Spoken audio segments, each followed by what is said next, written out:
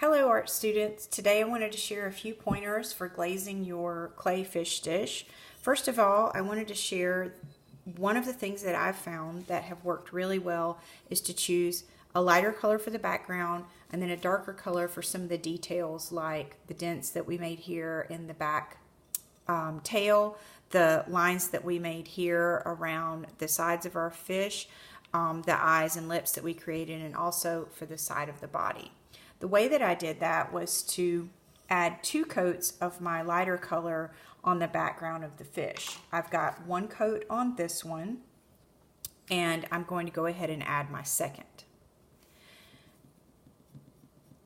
I want to make sure that I just fill in all of the white spaces that I can. I try to avoid the eye and the lips because I know I'm going to be putting this darker colored pink on here. But if you get a little bit in there, that's okay. Don't worry about it. You'll just be happier if you get the 2 coats on. Now, if you want the darkest version of this color, which you have in your slides, when you're choosing the color that you're going to see is the darkest version of the color that you can get, and that's by putting 3 coats. So for me, I only wanted just a very light pink, so I'm going to do 2 coats. I don't recommend doing 1 coat. It's usually never really enough. So I'm almost finished with my first coat. My second coat. If you accidentally, touch the eyes or the lips, no big deal. Okay, so now I'm ready to move on to my next color, which is going to be for the edges. By the way, I didn't flip this over and paint the bottom of it. What I did instead was just added glaze underneath where I could reach the fish, as long as I didn't lift it up off. So you can see my brush is just going underneath. And yes, you do have to, get eye level with your fish just to make sure that you don't have any glaring white spots. But depending on how much yours is curved, if it's sitting on a table, you may be able to see the bottom surface. And then again, you may not at all, but just to be on the safe side, I do recommend that you just get underneath these parts. Okay, so I'm going to go on to my next color, which is going to be a darker color. On my glaze palette, or if you're looking for this color on your slides, you'll see that the darker color is about like that. So I didn't really want it that dark. So again, I'm only going to put 2 coats of this color as well. So I'm going to fill in this space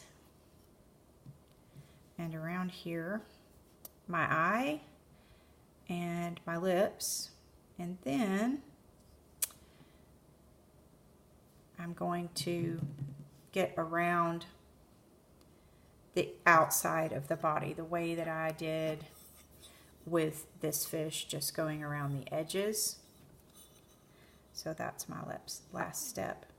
It's okay to go a little bit slower on this because you don't necessarily really want to get smudges of this color on your lighter color, unless you're going to do what I did, which was just spread a little bit of the darker color along the fish's body. I just did that because I wanted some extra texture. You're welcome to leave that plain if you choose. So in going around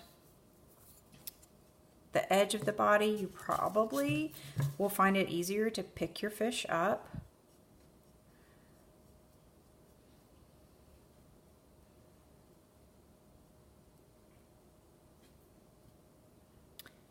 And make sure that you do go all the way around. Now, I'm going to pretend that I've finished just for the sake of the video so that you can get started. Feel free to watch it again if you want to, but I'm going to go ahead and just show you how slowly I went to sort of retrace these little lines. I find that the finest tip paintbrush in the container that you have on your table will probably work best for this part. especially if you really wanted to trace the original lines that you made. And I did.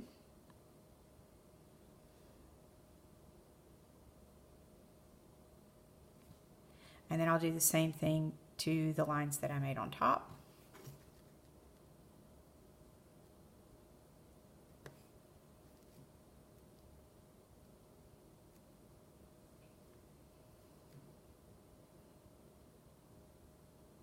Okay, and actually I said that I would do 2 coats of this darker color, but it is a pretty dark one, so I think I'm actually just going to put 1 coat, except on my eyes and lips. I'm going to go ahead and add a second coat there. I really want them to pop out.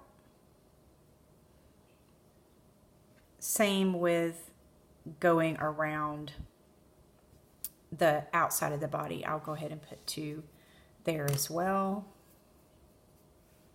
But let's pretend that I've finished that, because I want you to see the final step before you get started, which for me was just taking one of the wider brushes and taking my dark color, wiping some of the excess off on the lip of the cup that you're using, and then I just drug some glaze across, just across the top like that.